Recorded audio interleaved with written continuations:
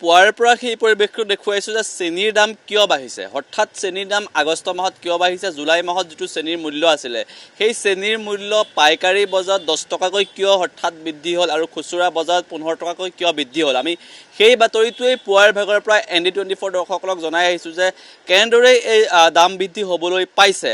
আৰু এই মুহূৰ্তত মই এখন বজাৰত উপস্থিত আছোঁ, পাইকাৰী এখন বজাৰত। পুৱাৰ ভাগতে আমি খুচুৰা ব্যৱসায়ীসকলৰ মন্তব্য শুনাইছিলোঁ, গ্ৰাহকসকলৰ মন্তব্য শুনাইছিলোঁ, আৰু এই মুহূৰ্তত মই পাইকাৰী বজাৰত আছে তেওঁলোকৰ মন্তব্য ল'ম। মই এইখিনিতে এটা কথা কৈ লওঁ, মই পুনৰ এবাৰ ক'ম যে যিহেতু কুঁহিয়াৰ নাটনি হোৱাৰ কাৰণেই চেনিৰ যি দাম বৃদ্ধি, সেই চেনিৰ দাম বৃদ্ধি ইতিমধ্যে হৈছে আৰু কুঁহিয়াৰসমূহ ইতিমধ্যে ইথানল প্ৰস্তুত কৰাৰ কাৰণে ব্যৱহাৰ কৰা হৈছে, যাৰ ফলত মাধমাৰ এতিয়া সোধাইছে সাধাৰণ জনতাক। সাধাৰণ জনতা ইয়াৰ ভুক্তভোগী হ'বলৈ ধৰিছে। কেৱল চেনিয়ে নহয়, চেনিৰ উপৰিও আপুনি যদি চাই পুৱাৰ ভাগত আমি দেখাইছিলোঁ যে পিঁয়াজৰো দাম বৃদ্ধি হৈছে। প্ৰতি কেজি পিঁয়াজত 50 টকাকৈ বৃদ্ধি পাইছে। পূৰ্বে 1 কেজি পিঁয়াজৰ দাম আছিল 45 টকা। কিন্তু বিশেষকৈ আগষ্ট মাহত যদি আটাইতকৈ দাম বৃদ্ধি হোৱা খাদ্য সামগ্ৰীৰ ভিতৰত আটাইতকৈ দাম বৃদ্ধি হোৱা সামগ্ৰীবিধেই হৈছে চেনি, অৰ্থাৎ খুচুৰা বজাৰত 14 পৰা 15 টকা চেনিৰ দাম বৃদ্ধি হৈছে। আৰু এই মুহূৰ্তত পাইকাৰী বজাৰত আছোঁ, তেওঁলোকৰ পৰা জানিবৰ কাৰণে যত্ন কৰিম কিমান বৰ্তমান প্ৰতি কেজি চেনিৰ দাম বৰ্তমান কিমান হৈ আছে, প্ৰতি কুইণ্টেল চেনি তেওঁলোকে কিমান টকাত তেওঁলোকে আজিৰ তাৰিখত তেওঁলোকে বিক্ৰী কৰিছে। মই পুনৰ এবাৰ আকৌ আপোনাৰ ওচৰলৈ আহিছোঁ, একেখিনি কথাই সুধিব বিচাৰিম যে বৰ্তমান কিমান টকাত আপোনালোকে বিক্ৰী কৰি আছে প্ৰতি কেজি চেনি? আমি 60 টকাকৈ বেছি গৈছোঁ, 59, 60 এনেকৈ বেছি আছোঁ। আৰু বিশেষকৈ কুইণ্টেল হিচাপে 6000 টকা হয়গৈ। আগষ্ট জুলাই মাহত ইয়াৰ মূল্য যথেষ্ট কম আছিলে, হঠাৎ বৃদ্ধি পাই গৈছে। কম আছিল, তেতিয়া কম আছিল। তেতিয়া 48, 50 এনেকৈ আছিল আৰু এতিয়া 60 টকা হৈছে। 10 টকা হঠাৎ বাঢ়িছে। বাঢ়িছে। কেনে প্ৰতিক্ৰিয়া দেখিছে গ্ৰাহকৰ? কি কয় তেওঁলোকে, যিসকলে আপোনালোকৰ পৰা হোলচেল ৰেটত নিয়ে, তেওঁলোকে কি কৈছে হঠাৎ যে দাম বৃদ্ধি হৈ গৈছে?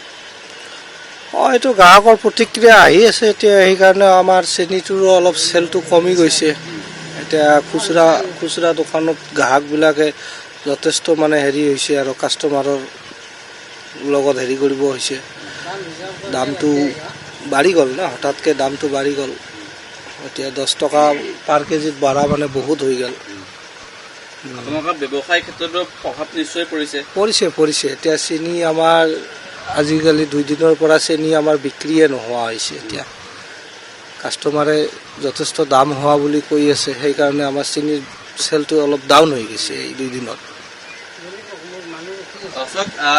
আচলতে এটা কথা উল্লেখ কৰিব বিচাৰিম যে তথ্য অনুসৰি প্ৰায় 499টা প্ৰান্তত, দেশৰ 499টা প্ৰান্তত ইথানল প্ৰস্তুত কৰোঁতে কুঁহিয়াৰ প্ৰায় 30 পৰা 35% কুঁহিয়াৰ ব্যৱহাৰ কৰিছে।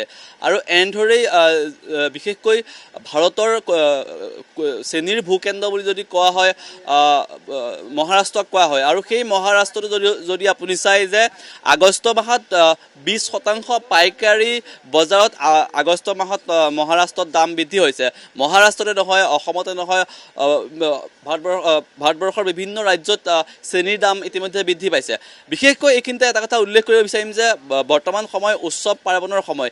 এইখিনি সময়ত চেনিৰ নাটনি লৈ বহু ব্যৱসায়ীয়ে তেওঁলোকে গ্ৰাহকৰ মাধমাৰ সোধাব পাৰে, গ্ৰাহকৰ তেওঁলোকে চেনি খুচুৰা যি দাম, সেই খুচুৰা দাম তেওঁলোকে অত্যাধিক কৰিব পাৰে। অৰ্থাৎ এই কণ্ট্ৰল কৰিবৰ কাৰণে প্ৰশাসনে বা যিসমূহ যোগান বিভাগ আছে তেওঁলোকে ব্যৱস্থা গ্ৰহণ কৰিব লাগিব। যদি এনেদৰে দাম বৃদ্ধি হৈ থাকে তেন্তে আগন্তুক যি পূজা আহি আছে সেই পূজা সময়লৈকে চেনি আৰু ডিমাণ্ড হৈ যাব, গতিকে দাম আৰু অধিক হ'ব। যিমানেই কুঁহিয়াৰ নাটনি হ'ব সিমানে চেনিৰ দাম বৃদ্ধি হৈ গৈ থাকিব। অৰ্থাৎ এনেধৰণৰ ইথানলৰ কাৰণে, অৰ্থাৎ ইথানল প্ৰস্তুত কৰাৰ কাৰণে কুঁহিয়াৰ অত্যাধিক ব্যৱহাৰ হোৱাৰ কাৰণে চেনিৰ যি দাম বৃদ্ধি, সেই চেনিৰ দাম বৃদ্ধিৰ ফলত কিন্তু আজিৰ তাৰিখত সাধাৰণ জনতা ভুক্তভোগী হ'বলগীয়া হৈছে।